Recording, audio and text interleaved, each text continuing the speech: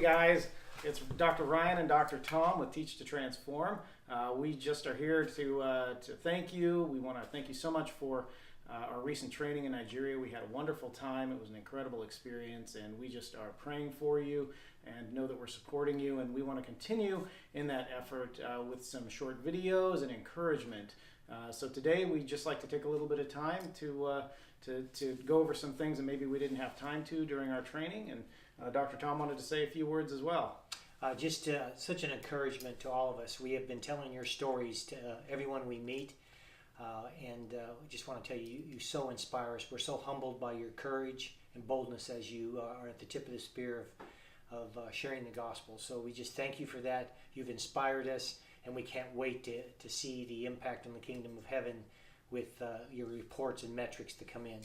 So today we thought we would just kind of review taking a blood pressure. That was one of the hardest skills that we learned, and Dr. Ryan and I are going to just talk about just some simple techniques and things that you may want to think about when you take their blood pressures. And we're going to use this opportunity with these videos to just review things as we go. So tune in when you can and share these videos as we just review the material that we went over, and we can become virtual prayer warriors and support you in your medical work. So we're going to talk about blood pressure today, and Dr. Ryan's going to give you some helpful hints. Okay, so remember blood pressure. There are many skills that go into taking a blood pressure, and what we're trying to measure is the systolic and the diastolic pressure in the arteries. So I have a blood pressure cuff here, and I'm going to go ahead and put it on Dr. Tom. And this is a little bit different than the one that you guys had, but just forgive that. We don't have the exact type that you guys had. Remember, when you're taking a blood pressure, that there is an area here that should go over this artery. If you remember, this is the brachial artery, and it comes down into the radial artery, but we want to be over the brachial artery. So we want to make sure that that is on the arm, not too tight, but firm. And then we're going to take our dial, and we're going to go ahead and plug it into wherever we want. We can put it under here. We can put it on the top, but just somewhere so that we can actually see the dial. We don't want it to be too far from us. And remember the positioning. We want to have our thumb and our first finger on the dial, or on the valve here, and we want to be able to squeeze the bulb with these three fingers, and then we want to have our stethoscope ready to go so that we can make sure Dr. Ryan puts that stethoscope in his ears correctly. Yes. Which way does the stethoscope go in? Remember, it should be pointing forward. There's an angle to this, and it should be pointing forward that way. Otherwise, you won't be able to hear. Remember that the bell of the stethoscope can turn, and you want to make sure that you have the stethoscope in the position to where you can actually hear, or else you will not be able to hear blood pressure. So a couple of things. In positioning, you want to make sure that the patient's arm is up, so their palm is up like they're holding a bowl. You don't want it down, or else you won't be able to get to the right artery very easily. You want to make sure their palm is up. You want to make sure that they're resting their arm on their leg or on a table. You don't want their arm up, you don't want it down too far, and you don't want them lying on their side. You want them in a sitting, relaxed position. So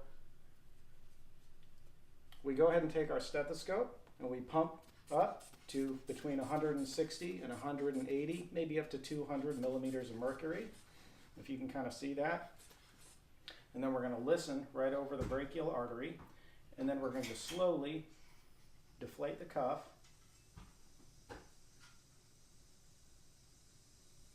While we're listening.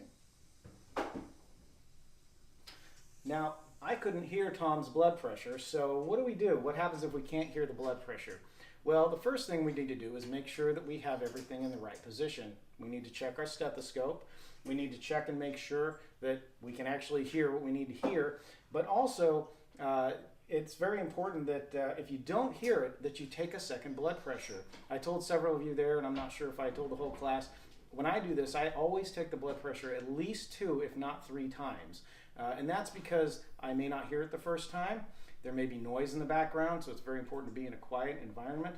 And then you also sometimes miss the first beat or miss the second beat, and so you're not sure if you got that first or second beat. And then sometimes you can't tell when it actually stops. So you're not sure when your systolic and when your diastolic blood pressures are occurring on your dial. So what I'll do is take 2 or even 3 blood pressures, and that will give me an idea if I'm actually hearing the correct numbers. So I got 130 over 80 on this first one. Let's say I got 130 over 80, but let's go ahead, but I wasn't sure. I couldn't hear it very well. There was some noise in the background, so I'm going to go ahead and check it again. So 132 over 84. So I was pretty close on that second one. So maybe the first one was actually right. If you're still not sure, go ahead and take it a third time or even a fourth time. There's no harm in doing it multiple times. So those are some quick tips that Dr. Tom and I wanted to share with you. Did you have anything else you'd like to Just add? that this is a life-saving procedure sometimes, or it can be such a disability to have a stroke you can no longer provide for your families. So this is a powerful tool, not only preventative from having severe incapacitating health problem, but also life-saving. So remember to record your red zone blood pressures and follow up with these people. It's just one more opportunity to share the gospel and pray for them. So you know, we follow the model of our great physician, Jesus Christ, who is a compassionate and was so compassionate and used health care as a door opener so he could share the truth and the good news. Know that you're in our prayers, and this is only the first of many short videos we'll show to reinforce what we taught you. And if you have any requests, just please send those to us, and we can review anything here on these small videos. So we love you. You're in our prayers, and until next time. Yep, praise God, and thank you again so much, and continue to use the skills that you've learned.